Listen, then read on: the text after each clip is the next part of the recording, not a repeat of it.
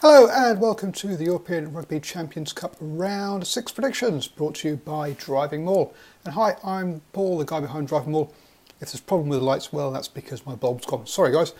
So hopefully it's not too dark. So anyway, this weekend sees the last round of group games, so qualification for those all-important knockout stages is up for grabs for a lot of teams. This is the weekend where we're all thankful to our maths teachers from school because, hey, there's lots of permutations and combinations and we'll be trying to figure it all out. But hey, let's stick to the games and see how we think they're going to go. First up, we have Glasgow hosting Exeter Chiefs.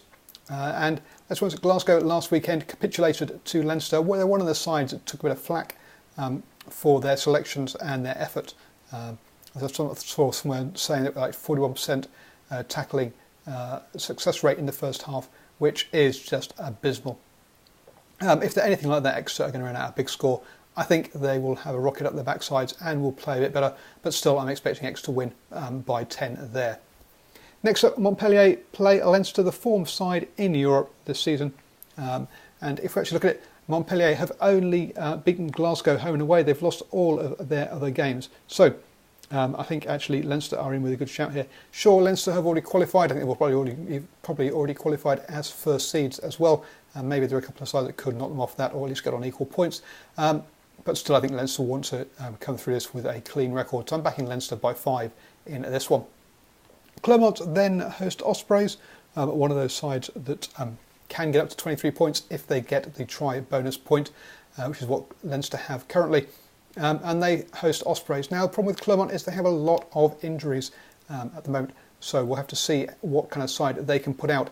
Still, I think Ospreys are going to find this a difficult trip, and I'm backing Clermont by 3. It would normally be much more than that, but some of those injuries, as I say, make this one a bit of a coin flip as to how it's going to go. Ospreys definitely in with a chance because of those injuries. Saracens then host Northampton Saints, and what they need Clermont to win, or at least draw. If Ospreys get anything out of that game, or get a draw or a win, then actually no, sorry, I think a draw is okay for them. If Ospreys get a win, then that's it. Saracens are out of the competition. The reigning champions will be gone. Northampton Saints also got that good win over Clermont last weekend. A very good morale boost for them. Their first win in this competition.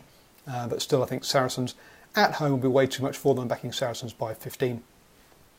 Treviso then host Bath. They have lost all of their games this season.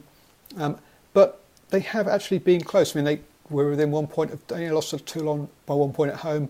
Only lost to Scarlets by 5 points away. But their other games have been much bigger. And I think Bath will be going all out, all guns blazing to get the try bonus point. So they might let in some points, but I think they'll also score a fat load of points for Bath here. And so that's why I'm going for Bath by 14. Probably go by more if they had to be a bit more defensively minded. Scarlets then host Toulon. Now Toulon, you can say, have won 4 out of their 5 games, and you can say, hey, that's an impressive record. Sure, but they beat Scarlets by a point, they beat Treviso by a point, they beat Bath by only 4 points. And they lost to Bath by 5 points. They've all been very within a score, very close. This season could have gone so differently for Toulon. They have not been all conquering.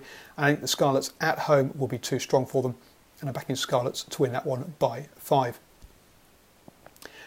Leicester Tigers then host Racing. Now Racing are one of those typical French sides. They've won all their home games, they've lost all their away ones. So you'd initially say, yeah, Racing are going to lose, and Leicester Tigers are going to pick up a consolation win. Unfortunately, having seen the side they put out last weekend, and where they lost by 39 points to Castres, you've got to say, and the first time they've ever not scored a point in France, you've got to say that it's going to come down to who Leicester Tigers pick. If they pick the same side, then Racing are going to win. So I'm going Racing by 7. If it's the same side, they'll probably be even bigger than that. But I can't see, again, it's another situation where I think they'll perform better than last weekend because they'll have rocket up their backside and all the flack they've taken in the press and the hot social media. Munster lost last weekend, dent in their record, but hosting Castres, who got a good win by 39 points, I say, over Leicester Tigers, whereas Munster came up short against Racing away. Still, I think Munster at home will be way too much for Castres, and I'm backing Munster by 7. La Rochelle host Harlequins. Now, La Rochelle started this competition with 3 wins and they've had 2 losses since then. Quins picked up a consolation win last weekend over Wasps, but I think that's all it's going to be. I'm not sure how much La Rochelle actually want to be in this competition. I think that the Super 14, the top 14 is much more their priority, which is maybe why they've started losing games. Still, I think at home, La Rochelle have too much pride and will beat Harlequins, who don't travel very well. So La Rochelle by 10. And the final game is Wasps versus Ulster. Now, Ulster have done very well this season. They've actually got 4 wins out of 5, much to my surprise. They haven't disappointed so much in this competition in the recent past. Now, Wasps came unstuck against Harlequins last weekend, but I think at home there'll be too much for Ulster, and I'm backing Wasps by 5. Now, is that my English bias? I don't know. We'll have to wait and see how that one pans out. Always up for good old rugby chats. Please let me know. So please do let me know your thoughts down below, or you can get hold of me on Twitter at DrivingMaul.